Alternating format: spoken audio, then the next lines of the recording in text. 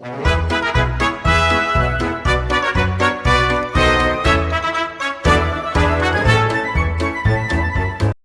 heavy, visceral thud of a wooden printing press was the literal push notification of the 18th century.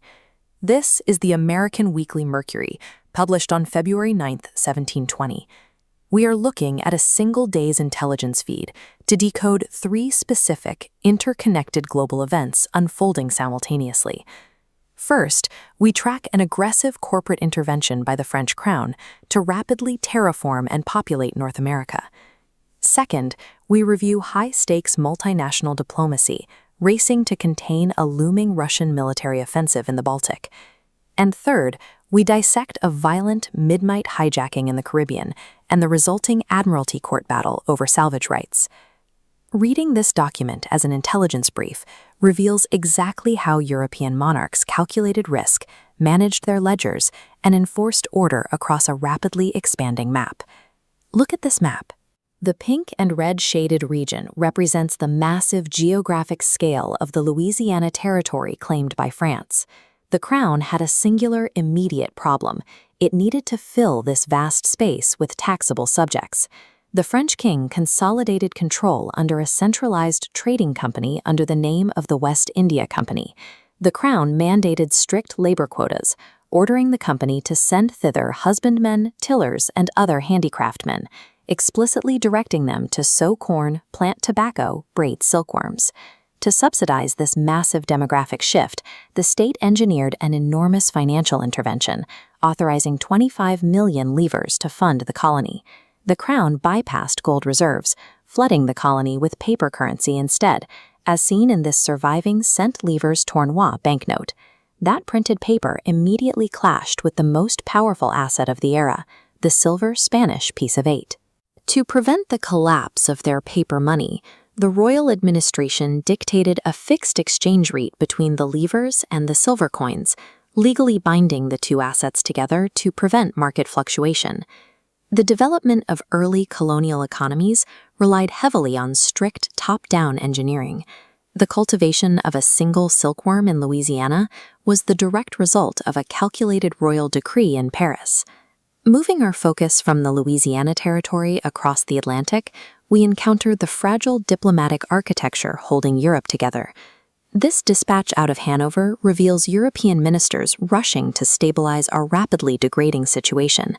Their immediate objective is preventing further hostilities in the north, reacting to a specific, urgent threat, a second invasion threatened by the Tsar against a weakened Sweden. This response is driven by the doctrine of the balance of power.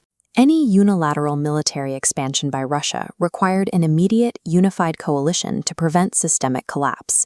Simultaneously, diplomats in Paris are finalizing terms to settle a completely separate set of disputes with Spain. The treaty includes a blunt contingency plan. If the Spaniard refuses compliance, proper alliances will be concerted to enforce the terms through unified military action. A localized aggression in the Baltic or the Mediterranean could disrupt trade lines stretching all the way to the Americas.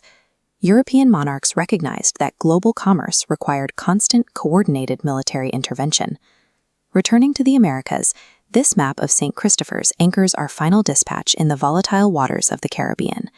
The target in this incident is a 200-ton English trading vessel named the Mary Galley, similar to the multi-masted ship seen in this engraving. She carried lucrative cargo for London: sugar, indigo, and raw ivory, listed here as elephant's teeth. The wealth on board made her an obvious target. Under the cover of night, a heavily armed Spanish privateer ambushed the Mary Galley. The New York Shipping News reports the attack, noting the ship was taken in the night by a Spanish privateer. Faced with overwhelming force, the paper states Captain Moulton jumped out of the cabin window and swam ashore to survive. Captain Hickford only to demand a massive payout for his services. This introduces the strict legal concept of maritime salvage. This graphic illustrates the math. A rescuer who recovers a ship from an enemy is legally entitled to a fixed percentage of the total cargo value. Hickford demands 800 pistoles for the return of the ship. The owners of the Mary Galley evaluate the demand against their cargo and refuse to pay. The violence on the water immediately gives way to bureaucratic process. The paper notes the ship is labeled here in the Court of Admiralty for salvage to await a judge's ruling. The sheer brute force of Caribbean piracy was ultimately constrained by the rigid mathematics and litigation of imperial maritime law. When we pull back and look at this single sheet of paper in its entirety, the scope of information is staggering. It captures an extreme spectrum of human activity occurring at the exact same moment across the globe. On one side, you have the absolute top-down order of the French king calculating agricultural quotas from Paris. On the other, the desperate chaos of a ship captain diving out of a cabin window in the dark. The connective tissue linking these events is the expansion of imperial commerce. The treaty signed by ministers in Hanover directly impacted the naval security of a sugar shipment leaving St. Christopher's. For an 18th century merchant reading this in Philadelphia or New York, processing these macroeconomic shifts required an immense cognitive load.